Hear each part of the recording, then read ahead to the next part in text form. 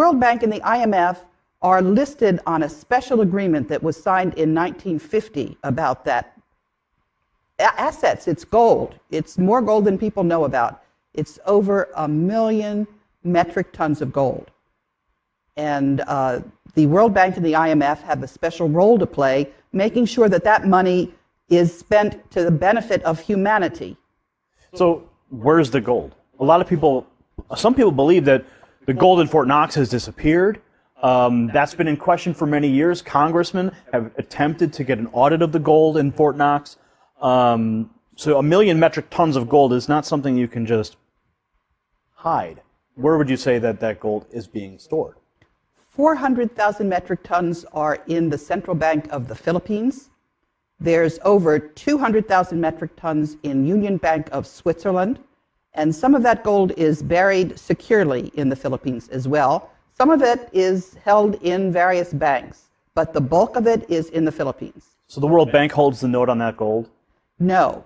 It is in a special trust account that was set up by Ferdinand Marcos, and the authorized signatory is a German banker lawyer by the name of Wolfgang Struck, who also lives in the Philippines. So how do the people get the gold back? If it's their gold and it was taken by these bankers, how do we receive it? That is the question. And they're just sitting there illegally and refusing to relinquish it. Part of the problem is that this gold is cloaked in secrecy. But in the last month, Wolfgang Struck has been publishing all of the documentation. So it's there for people to see. We have the originals. And people just have to make sure that the banks do what they're required to do, which is release the world's wealth. I have been in Manila and talked with both Filipino and U.S. businessmen. They say the Philippines are the most corrupt nation in the Association of Southeast Asian Nations, and that your wife's nickname is Miss 10%. Will you comment? They must mistake us for another nation. He must have been living in the bar. Because I can tell you, there is this man, Justice Pamaran, whom I just introduced to you. He is the ombudsman. You who know what an ombudsman is, knows exactly what he can do. He doesn't wait for evidence. Any rumor whatsoever, and he investigates it. You talk about my wife. Not that I would like to defend her. She can defend herself any time. She's quite capable. But perhaps that statement was said of another First Lady, not my wife. Certainly not my wife. Perhaps I can tell you that the property of the Marcoses has been brought into a blind trust. And not a 2020 blind trust either. It's a real blind trust. And we don't know exactly how that blind trust operates the property. The only property that we have control of are two or three houses. One in the province of my Ilocos Norte, no, two. Two in the province of Leyte, and one in Manila, 5. Then the schooling for the children, up to possibly a doctorate.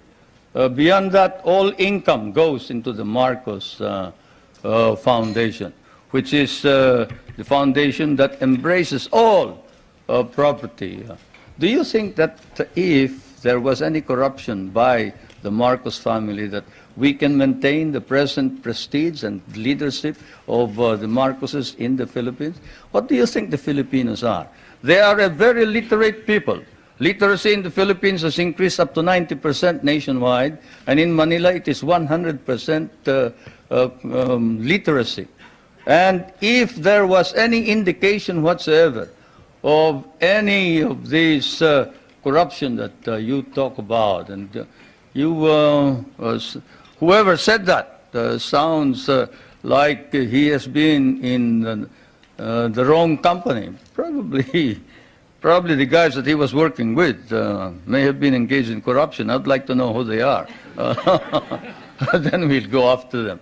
But I can assure you, if any public official engages in corruption, he will land in jail. That is definite.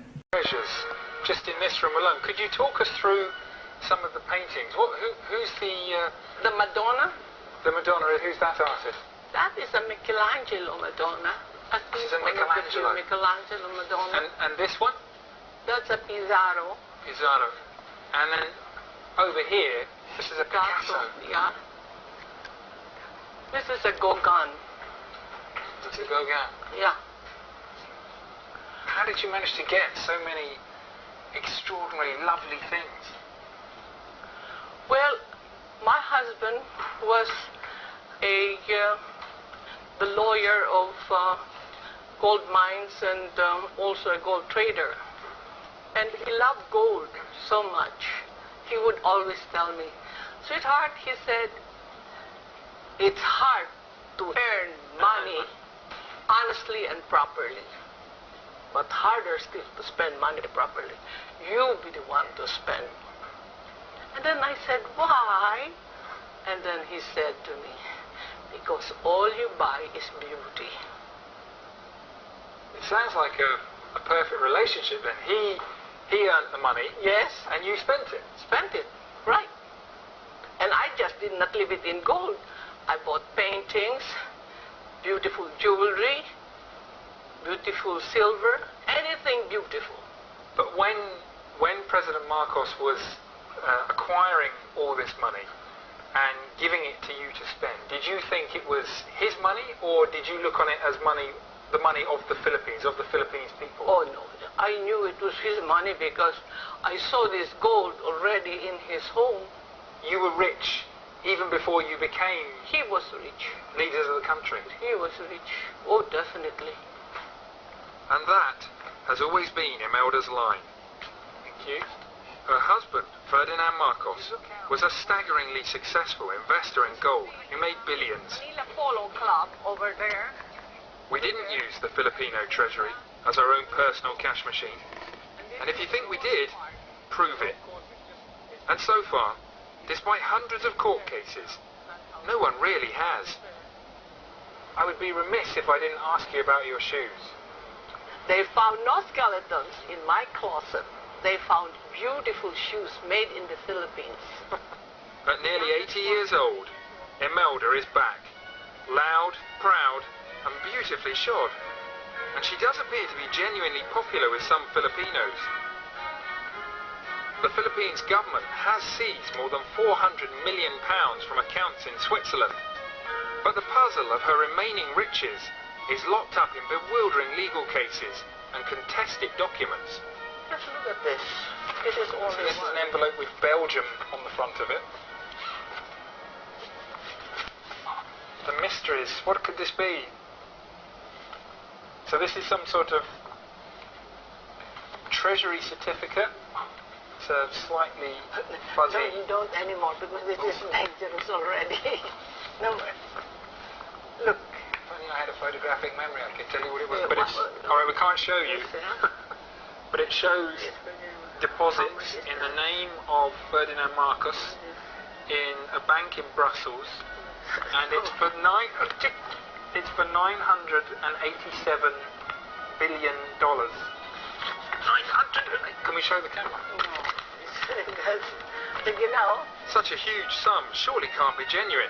But with Imelda, who knows? Like armies of lawyers, I failed to unravel the mystery of Imelda's billions. this is